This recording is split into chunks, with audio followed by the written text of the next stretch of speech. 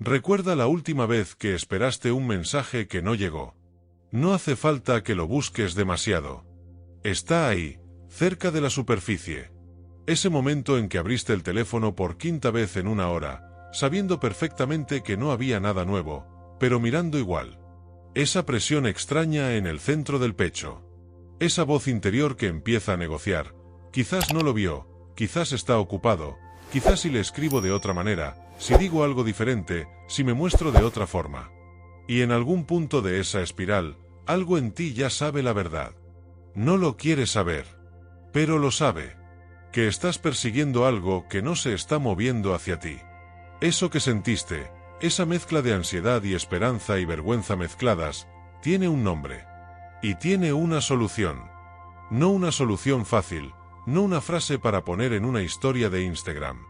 Una solución real, construida hace más de 2000 años por hombres que entendieron que la mayor fuente de sufrimiento humano no es lo que nos pasa, sino lo que intentamos controlar sin poder controlarlo.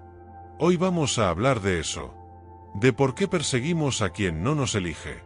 Y de cómo parar. Vivimos en la época del acceso total. Nunca en la historia humana había sido tan fácil contactar a otra persona. Un mensaje.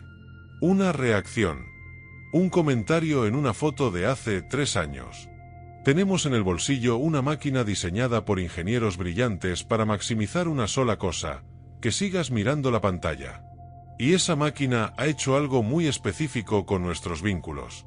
Nos ha enseñado que la atención es amor. Que los likes son aprobación. Que si alguien te ve la historia y no responde, eso significa algo sobre tu valor. Que si publicas en el momento justo, con la foto correcta, con las palabras adecuadas, conseguirás que esa persona que se alejó vuelva a mirarte.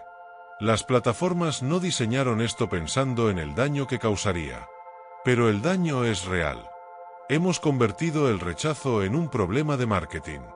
Si la persona que me interesa no me está eligiendo, es porque todavía no me ha visto bien. Porque no me he mostrado suficientemente. Porque me falta algo que puedo adquirir, mejorar, demostrar. Y entonces empezamos la campaña. Los mensajes calculados. Las apariciones estratégicas. La versión editada de nosotros que creemos que esa persona necesita ver para finalmente elegirnos. ¿Cuánta energía has gastado en esa campaña? ¿Cuántas horas, cuántos pensamientos, cuánta dignidad has puesto en el altar de alguien que, en el fondo, ya te había dado su respuesta? La cultura actual tiene un nombre para quien deja de perseguir, rendirse. Lo llama cobardía, o falta de fe, o no luchar por lo que quieres. Pero hay otro nombre. Y ese nombre es el que los estoicos usaban. Lo llamaban sabiduría. Hace aproximadamente Understanding begins not with looking outward at the myriad things, but inward at the stillness of the heart. Llegó a Atenas como mercader, naufragó, perdió todo lo que tenía, y en ese despojo encontró algo inesperado, las enseñanzas filosóficas que lo cambiarían. Empezó a dar clases bajo un pórtico, en griego, estoa, y de ahí viene el nombre de lo que construyó, estoicismo.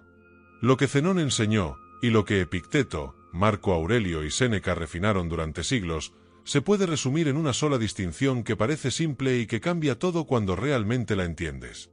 Hay cosas que dependen de ti. Y hay cosas que no dependen de ti. Eso es todo. Esa es la base del estoicismo. Y esa distinción, aplicada a los vínculos, tiene una consecuencia radical. La elección de otra persona sobre si quiere estar en tu vida no depende de ti. Nunca dependió. Y perseguirla no cambia eso. Solo te desgasta. Piensa en un río. El río fluye en una dirección. Tiene su curso, su velocidad, su destino propio. Puedes meterte en él e intentar nadar contra la corriente. Puedes gastar todas tus fuerzas. Puedes convencerte de que si nadas con suficiente determinación, el río cambiará de dirección para encontrarse contigo.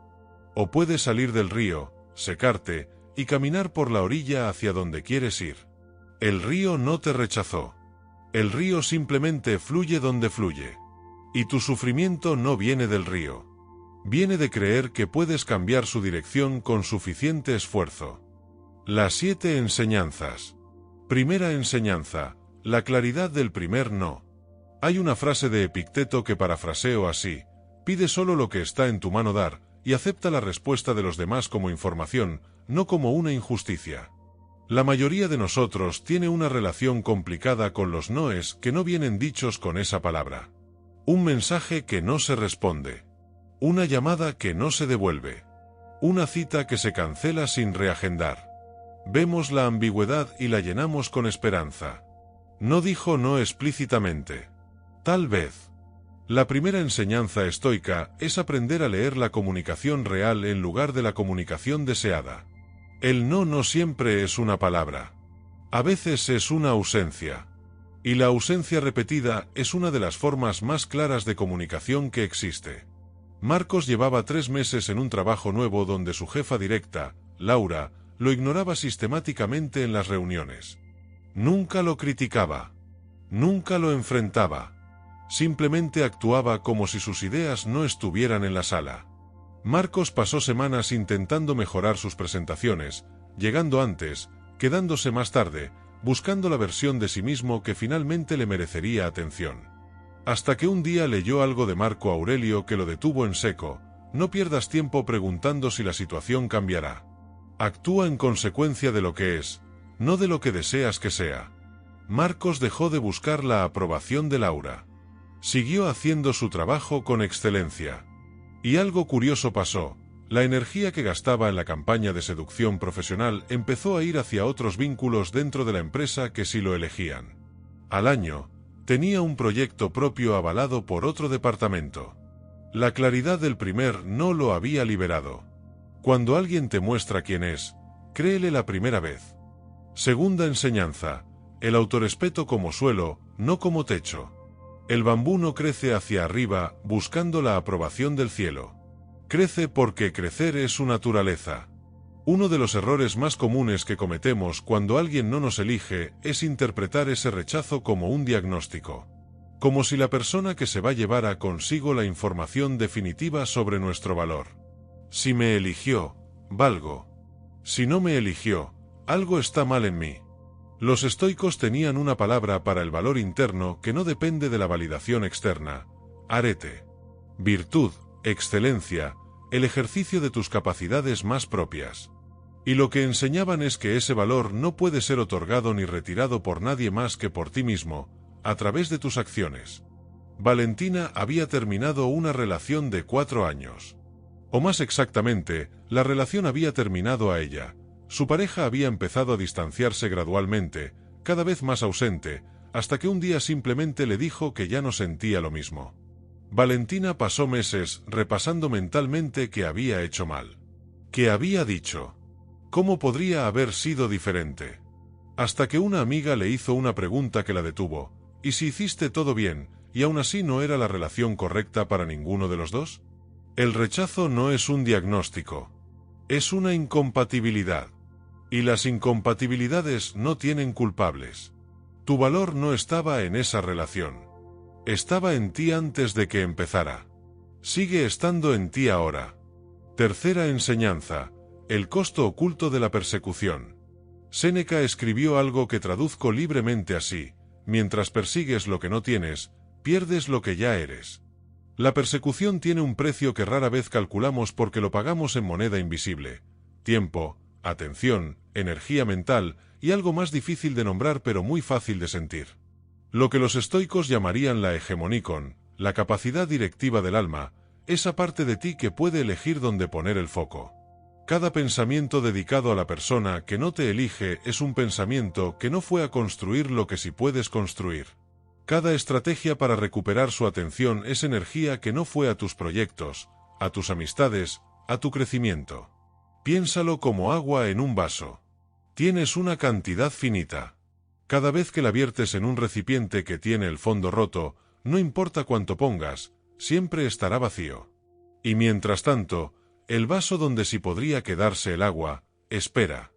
Rodrigo pasó un año intentando recuperar una amistad que se había enfriado. Mandaba mensajes que se respondían con monosílabos. Proponía planes que siempre encontraban un obstáculo. Organizaba grupos con la esperanza de que el encuentro casual reavivara algo. Hasta que un día hizo una lista: las horas semanales que dedicaba a esa amistad que ya no existía, y las que dedicaba a 2 amigos que siempre estaban disponibles, que siempre respondían con entusiasmo, que siempre lo hacían sentir elegido. La diferencia lo dejó sin palabras. Había estado irrigando tierra seca mientras descuidaba el jardín que ya florecía. Lo que persigues te cuesta lo que ya tienes. Cuarta enseñanza: la diferencia entre rendirse y soltar. Las olas del mar no deciden no llegar a la orilla. Simplemente llegan hasta donde llegan, y regresan. No es rendición. Es naturaleza. Esta enseñanza es quizás la que más malentendidos genera, porque vivimos en una cultura que ha sacralizado la persistencia. El que persiste, alcanza. No te rindas. El amor verdadero lucha. Y hay contextos donde eso es cierto. Pero hay una diferencia fundamental entre persistir en construir algo y persistir en perseguir a alguien. Cuando construyes algo, tu esfuerzo tiene efecto directo sobre el resultado. Cuando persigues a alguien que no te elige, tu esfuerzo no tiene efecto sobre su voluntad. Solo tiene efecto sobre tu desgaste. Soltar no es rendirse. Rendirse es abandonar algo que aún puede ser diferente. Soltar es reconocer que hay cosas que no puedes cambiar, y elegir no gastar tu vida intentándolo. La diferencia la sientes en el cuerpo. Rendirse pesa. Soltar alivia. Quinta enseñanza: lo que niegas te gobierna. Marco Aurelio escribía cada noche en lo que conocemos como sus meditaciones, un diario filosófico que no estaba destinado a publicarse. En una de esas páginas dice: en esencia, lo que resistes persiste, lo que aceptas se transforma. Cuando no puedes aceptar que alguien no te elige, esa persona ocupa más espacio en tu mente que si estuviera contigo. Paradójicamente, la persecución los une más que la aceptación. No los une en la vida real. Los une en tu cabeza, donde esa persona se convierte en el personaje principal de una historia que tú sigues escribiendo solo. Claudia tardó 2 años en darse cuenta de que el hombre que había ocupado sus pensamientos durante ese tiempo, el que se había ido sin razón, era en realidad alguien con quien había salido 4 veces. 4 veces. Pero en su mente había construido una relación completa. Las conversaciones que habrían tenido, la vida que habrían compartido, la persona que él podría haber sido. Y toda esa construcción requería mantener viva la herida, porque si sanaba, la historia terminaba. La aceptación no es indiferencia. Es la única puerta hacia la libertad. Cuando dices ya no me elige, y eso está bien, esa persona deja de ser el centro de gravedad de tu mundo interior. Y tú recuperas la órbita de tu propia vida. Sexta enseñanza: la autoelección como acto radical. Los estoicos hablaban de oikeiosis, un término difícil de traducir pero que podría entenderse como el proceso de apropiarse de uno mismo, de reconocerse como el ser más cercano que uno tiene. Hay una pregunta que me parece de las más importantes que puedes hacerte cuando estás en medio de la persecución: ¿me estaría eligiendo yo, si pudiera verme desde afuera? Porque muchas veces, mientras perseguimos a alguien que no nos elige, nosotros tampoco nos estamos eligiendo. Estamos eligiendo la versión de nosotros que cree que no es suficiente sin la validación de esa persona. Estamos eligiendo la historia de que nuestra vida solo tendrá sentido cuando ese vínculo se repare. Elena llevaba meses cancelando planes con amigas para estar disponible por si él llamaba. Había dejado de ir al gimnasio porque le quitaba tiempo de estar pendiente del teléfono. Había postergado un viaje que siempre había querido hacer, no por dinero, sino porque ¿y si justo entonces las cosas cambian? Un día se vio en el espejo y no reconoció a la persona que veía. No porque hubiera cambiado físicamente, sino porque la persona que veía había organizado su vida entera alrededor de alguien que no la estaba eligiendo. Y en ese proceso, ella tampoco se había elegido a sí misma. Elegirte a ti mismo no es egoísmo. Es el requisito previo para cualquier amor real. Séptima enseñanza: el vacío como posibilidad. El invierno no es el fracaso del otoño. Es la condición necesaria para la primavera. Cuando alguien no nos elige, hay un vacío.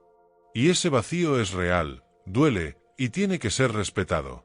No hay que llenarlo artificialmente, no hay que apresurarse a encontrar a alguien que ocupe el mismo espacio con la misma forma. Pero el vacío también es posibilidad. Es el espacio donde puede entrar algo que todavía no conoces. Y la persecución, ese intento constante de llenar el vacío con la misma persona que se fue, es lo que impide que entre cualquier otra cosa. Los estoicos no eran fríos ni insensibles. Sentían.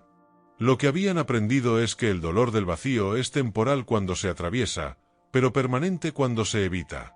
Que la única forma de llegar al otro lado es ir a través. Emilio perdió un trabajo que amaba cuando la empresa cerró. Pasó meses mandando currículums a empresas similares, buscando reproducir exactamente lo que había tenido, rechazando mentalmente cualquier oportunidad que fuera diferente porque no era lo mismo.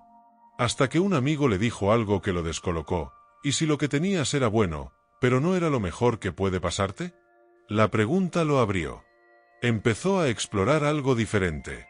2 años después, estaba en un trabajo que no habría buscado si el primero no hubiera desaparecido. Lo que perdiste te hizo espacio para lo que todavía no has encontrado. Pero tienes que dejar de intentar recuperar lo que se fue para poder ver lo que viene. Antes de seguir, quiero decir algo con claridad. Todo lo que estamos hablando hoy es una invitación a reflexionar, no una receta universal.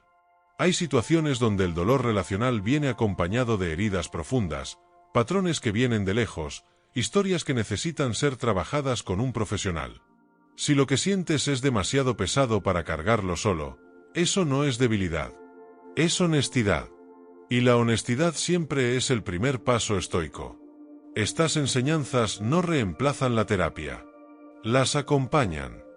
5 pasos. No para dejar de sentir. Para aprender a responder diferente a lo que sientes. Paso 1. El inventario del río. Toma papel y escribe el nombre de la persona o el vínculo que estás persiguiendo. Luego haz 2 columnas. En la primera, todo lo que has invertido en esa persecución en los últimos 3 meses, tiempo, mensajes, energía mental, planes cancelados, planes modificados. En la segunda, lo que esa inversión ha producido en términos concretos. Mira las columnas. El río no está cambiando de dirección. Esta claridad es el primer acto de respeto hacia ti mismo. Paso 2. La pregunta de Marco Aurelio. Cada vez que sientas el impulso de mandar un mensaje, revisar su perfil o iniciar contacto, detente y hazte esta pregunta en voz alta. ¿Esto que estoy a punto de hacer, lo haría alguien que se respeta a sí mismo? No es un juicio. Es una brújula. Deja que te oriente antes de actuar. Paso 3. El retiro de la energía. Escoge una cosa concreta que hayas dejado de hacer por estar en modo persecución. El gimnasio, un hobby, una amistad descuidada, un proyecto postergado. Una sola cosa. Empieza esta semana. No como distracción. Como repatriación de tu energía a territorio propio. Paso 4. El duelo sin espectador. Date permiso para sentir lo que sientes, pero en privado. No en mensajes que mandas y borras. No en publicaciones diseñadas para que la otra persona las vea. En un cuaderno, en una conversación con alguien de confianza, en una caminata sin teléfono. El duelo real ocurre cuando nadie nos mira. Y es el único que sana. Paso 5. La frase de Epicteto. Memoriza esto y repítelo en los momentos difíciles. Tengo el control de mis acciones, no del resultado. Puedo elegir quién soy en esta situación, aunque no pueda elegir cómo responde el otro. Esto no quita el dolor, pero centra el poder exactamente donde puede estar, en ti. Quiero preguntarte algo. ¿Recuerdas una época en tu vida en que estabas bien? No perfectamente bien, no sin problemas, sino fundamentalmente bien. En contacto con algo tuyo, con algo que importaba, con una versión de ti mismo que te gustaba. ¿Estabas persiguiendo a alguien en ese momento? Probablemente no. Eso que sentiste entonces no era un accidente. Era tu naturaleza cuando no está ocupada intentando controlar lo incontrolable. Cuando no está gastando sus recursos en un río que fluye en otra dirección. Lo que aprendiste hoy no es nuevo para ti. En algún lugar, en alguna capa de ti que todavía no ha sido distorsionada por las redes sociales ni por las historias que te contaron sobre el amor y el mérito y la perseverancia, ya lo sabías. Que no puedes hacer que alguien te elija. Pero sí puedes elegirte a ti. Que el rechazo no es un veredicto sobre tu valor. Es información sobre una compatibilidad. Que soltar a quien no te elige no es perder. Es recuperarte. Cada vez que resististe el impulso de mandar ese mensaje. Cada vez que elegiste tu dignidad sobre tu ansiedad. Cada vez que dejaste que el silencio fuera el silencio sin intentar llenarlo. Eso no fue debilidad. Eso fue la forma más valiente de amor propio que existe. No tienes que ser perfecto en esto. Solo tienes que seguir eligiéndote, una decisión a la vez. Si llegaste hasta aquí, hay algo en estas palabras que te resonó. Y yo creo que no fue casualidad. Déjame en los comentarios desde qué ciudad me estás escuchando hoy. Quiero saber de dónde viene cada persona que forma parte de esta comunidad. Y si hoy eliges soltar lo que no te elige, si hoy eliges recuperar tu energía y volverte a ti mismo, escribe una sola palabra en los comentarios: dignidad. Comparte este vídeo con alguien que lo necesite. Hay personas en tu vida que están en medio de esa persecución ahora mismo, gastando sus mejores horas en alguien que ya les dio su respuesta. A veces un vídeo llega justo a tiempo. El río sigue fluyendo. Siempre fluyó. Y tú no eres el río que persigues. Eres el mar hacia el que todo, eventualmente, llega. Cuídate mucho. Y recuerda, no persigas a quien no te elige. No porque no merezcas ser elegido, sino exactamente porque sí lo mereces. Nos vemos en el próximo vídeo.